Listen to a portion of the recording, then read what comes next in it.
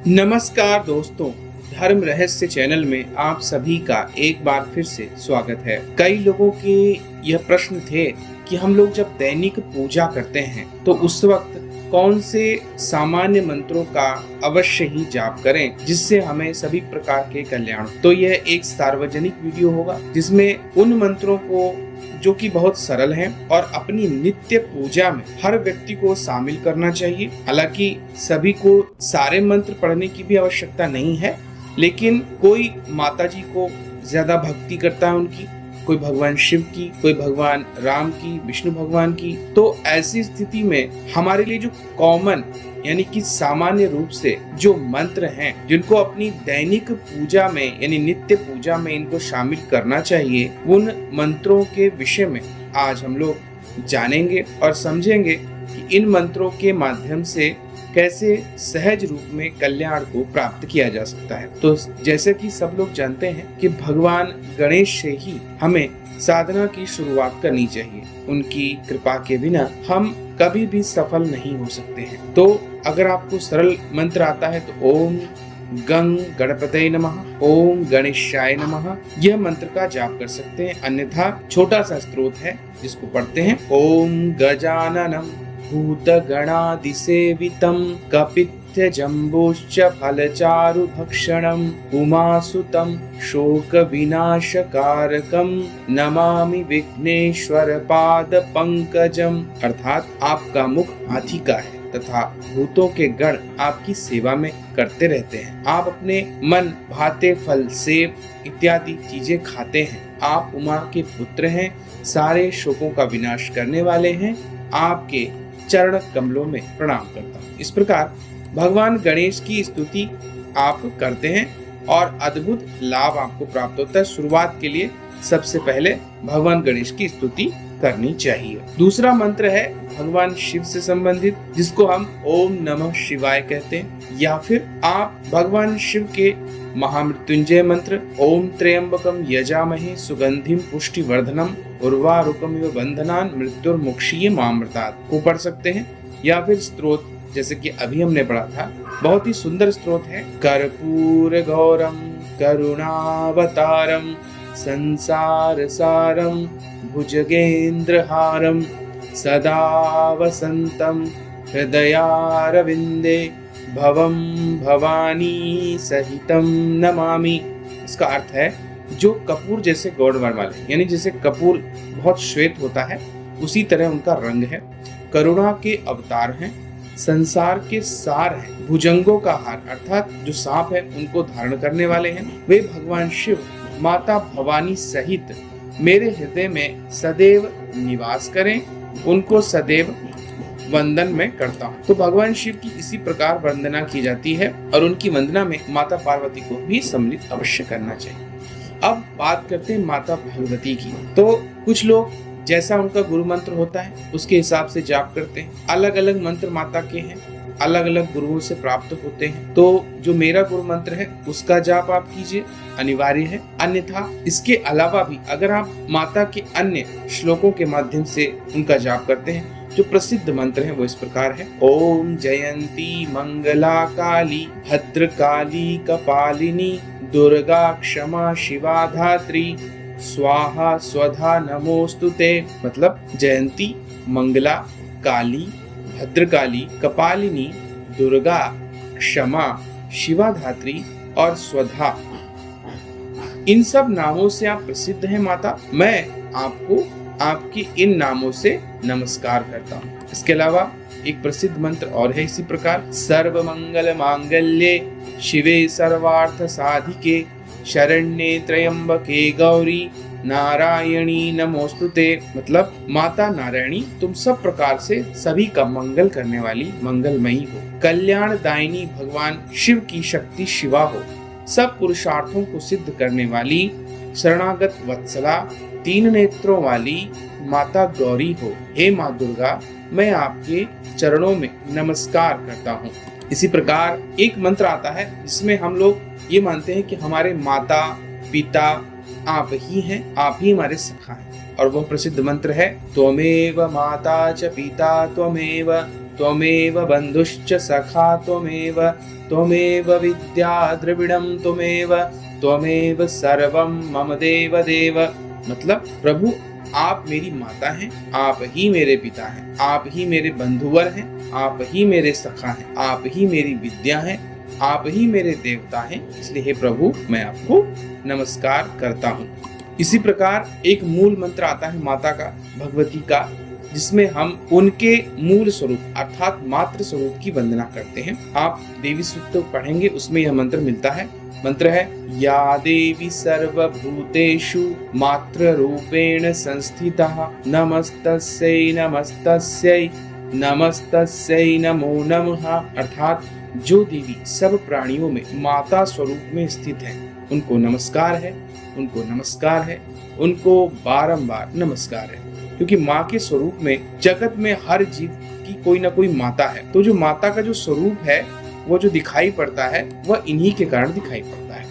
इसी प्रकार एक और स्रोत है, देवी प्रपन्नादि हरे प्रसीद प्रसीद मातर जगतोस्य अखिलस्य प्रसीद विश्वेश्वरी पाहि विश्वम त्वमीश्वरी देवी चराचरस्य। अर्थात इसका मतलब है शरणागत की पीड़ा दूर करने वाली, जो भी आपकी शरण ले लेता है उसकी आप पीड़ा दूर करती है। हम पर आप प्रसन्न हो जाइए, हे संपूर्ण जगत की माता प्रसन्न हो जाइए। विश्वेश्वरी विश्व की रक्षा कीजिए। देवी तुम ही इस चराचर जगत की अधीश्वरी हो, यानी कि आप इसकी मालकिन हैं। इसी प्रकार जो लोग भगवान श्री कृष्ण की वंदना करते हैं तो उनका एक बहुत ही प्रसिद्ध मंत्र है, उसका रोजाना जाप किया जाता है। वह है कृष्णाय वासुदेवाय हरये परमात्मने प्रणत क्लेश नाशाय गोविंदाय नमो नमः। अर्थात वासुदेव नंदन परमात्मा स्वरूप भगवान श्री कृष्ण को वंदन है, उन गोविंद को पुनः नमन है, वह हमारे समस्त प्रकार के कष्टों का निवारण करें। इसी प्रकार एक मंत्र आता है जिसमें सभी देवताओं की एक साथ वंदना होती है। वह इस प्रकार से है, ब्रह्मा मुरारी त्रिपुरांतकारी भानु शशि भूमि सुतो बुधश्च गुरुश्च शुक्र शनि राहु केतव सर्वे ग्रहा शांति कराम भवन्तु। अर्थात ब्रह्मा विष्णु शिव भगवान, सूर्य चंद्रमा, भूमि सुत यानी मंगल, बुध गुरु शुक्र शनि राहु और केतु, सभी ग्रहों की आप शांति कीजिए, क्योंकि ग्रहों की शांति आवश्यक है, इसके बिना आपका कल्याण नहीं हो सकता है।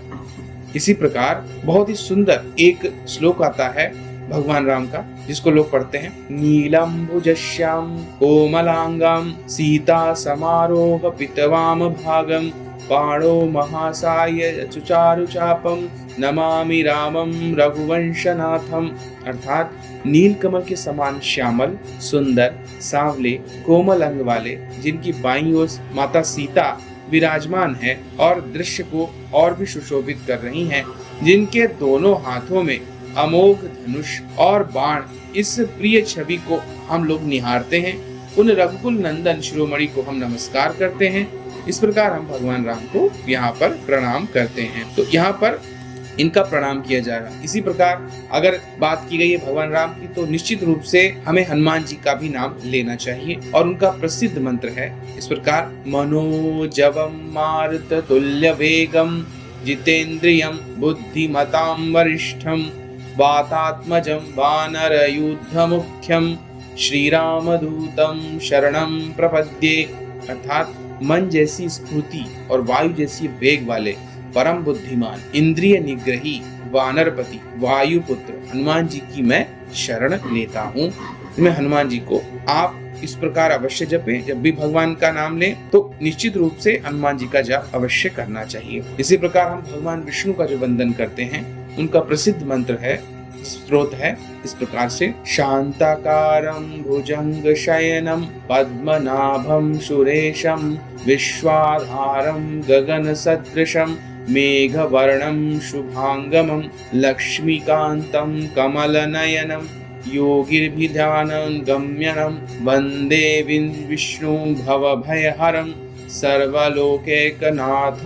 अर्थात हे समस्त देवों के देव, जिनकी नाभि में पद्म है, शांत आकार के हैं, नाग पर शयन करते हैं, विश्व के आधार, आकाश जैसे विशाल हैं, वेगों सा जिनका रंग है यानी मेघों जैसा रंग है, लक्ष्मी माता के पति हैं, कमल के नयन के समान माने जाते हैं, योगियों जैसे ध्यान मगन हैं, समस्त लोगों के नाथ हैं, सबका संसार भय का नाश करने वाले भगवान विष्णु स्वरूप हम आपका वंदन करते हैं। इसी प्रकार भगवान विष्णु के जाप के बाद एक सामान्य मंत्र जाप हमेशा करना चाहिए, जिसमें हम सभी प्राणियों की खुशहाली के लिए प्रार्थना कर रहे हो। और बहुत प्रसिद्ध मंत्र है, सर्वे भवन्तु सुखिनः, सर्वे सन्तु निरामयः, सर्वे भद्राणि पश्यन्तु, माँ कश्चित दुख भाग भयेत। अर्थात सभी सुखी हो जाएं, सभी लोग रोग मुक्त रहें, सभी का जीवन मंगलमय बने, कोई भी दुख का भागीदार न बने,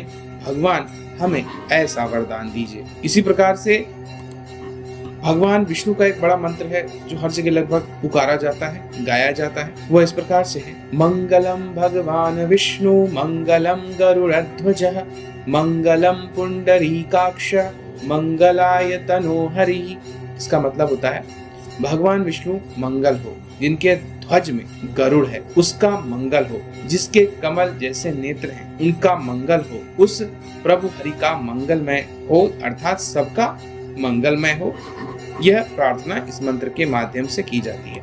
एक बहुत प्रसिद्ध मंत्र है, जब हम किसी भी साधना को करते हैं तो बिना गुरु के हम कोई मंत्र जाप नहीं करते हैं। और गुरु से संबंधित एक प्रसिद्ध स्रोत है जिसको सभी लोग जानते हैं, गुरुर् ब्रह्मा गुरुर्विष्णु गुरुर्देवो महेश्वरः गुरुः साक्षात् परब्रह्म तस्मै श्री गुरुवे नमः।